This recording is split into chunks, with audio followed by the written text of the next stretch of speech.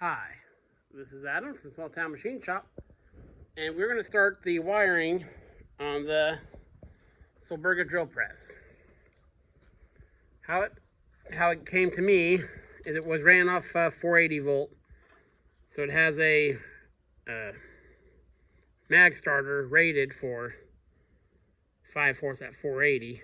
I'm only going to feed it 240, and as you know, someone swapped a 5/4 motor onto it instead of the 3/4. So obviously this is not going to cut the mustard. So I'm going to take this out.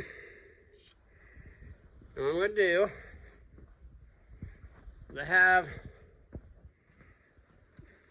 one of these starters and overloads. I really like these. They are a bit expensive.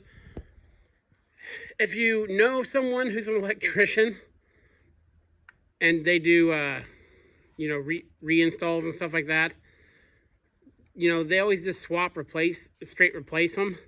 So if you know someone, you can get these for really cheap or essentially free, because there's upsizing it and replacing it. They come up at auctions all the time.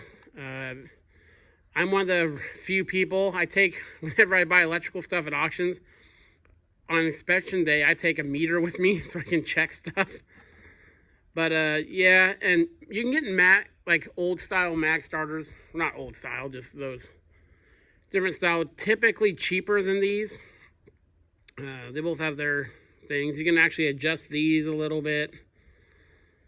And these are a little smaller size-wise. But I'm a big fan of these. When you get into bigger three-phase motors, I would say 3/4 and above, you're going to want to start using magnetic starters, in my opinion, instead of just switches. You get overload protection built in on, through heaters and stuff like that.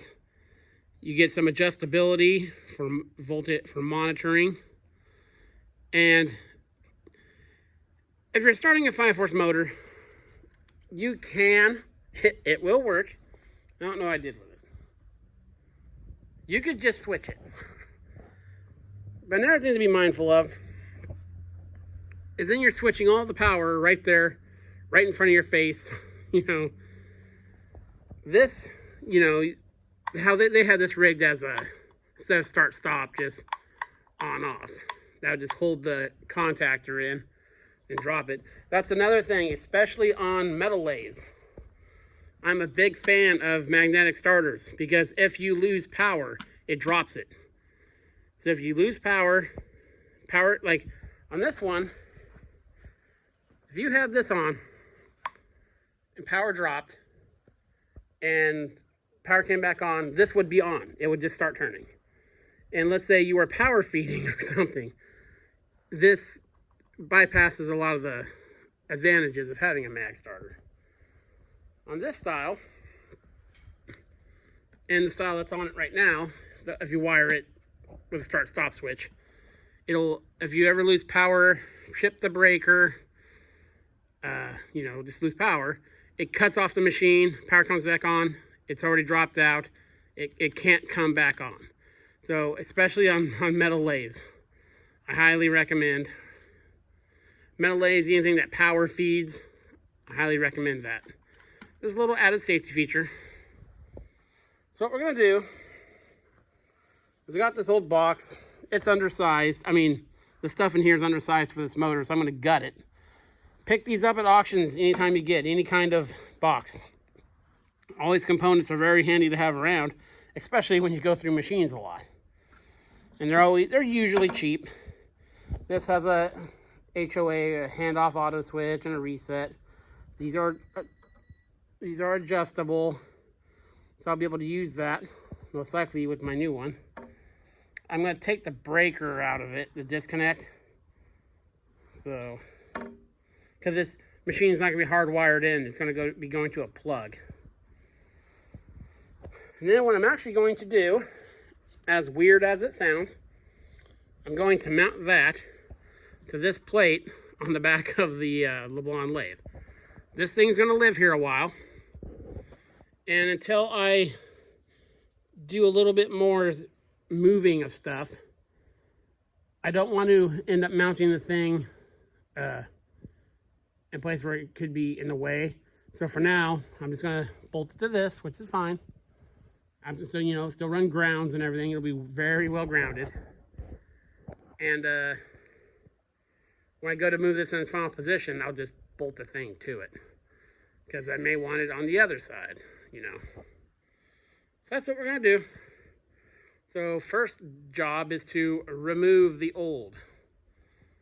So I'll get this box off there and this switch off there, and I'll bring you back. Okay, got all the old stuff off. Which anyway, this is where the original 5-position switch went. So we're all clear there. So now we'll empty out that box. So on the machine, we'll have this switch. Start, stop.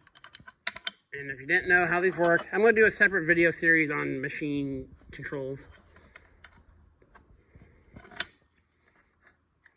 See, that one's like that, and that one's across. So basically what you do, the output on this side, where they're joined, goes to the contactor. So you take power from the line side of the contactor. So when you press this, power comes from the line side, through the contacts to the contactor, holds it open. Then that releases. This goes to the load side of the contactor. And a lot of contactors have a special post for this stuff. A lot of them use A1 and A2 on newer stuff. And older stuff, they'll be numbered. It'll be in the box. So when that breaks that, there's still power, because now the load side of the contactor is feeding this side and going to the contactor. So when you want to stop it, you just break it, and that shuts your machine off. So on this, I'm actually going to run it through these contacts here, because this is the normally closed position. So when this overload opens that when it trips, so that will shut the machine off. Because normally you just go to these two up here. So I'm going to run one leg to here, and the other leg is going to run through that guy. Okay, let me get this box all decluttered, and I'll bring you back. Okay, that's as far as I'm going to make today. Got all the stuff stripped out. This was the plate the old switch was on. They welded the box to it. So I'll clean this up, round it up, pretty it up, and I will put that guy on there. With the box cleaned up, just gotta do a little more cleaning there in the corners. And we'll mount this guy on that. The nice thing about these, you got this piece of metal that's threaded that goes on there and elevates it. So you just drill and tap for a machine screw, anything you want to mount to there. So that'll end up in there. Cords of power will come in and out. And then from the bottom, the cord will come over to the machine. So yeah, shouldn't be too much work to do tomorrow. Just need to get some plugs for the extra holes where I took the other stuff out. And I'll probably move this to where it lines up, wherever this lands, so we can push the reset button.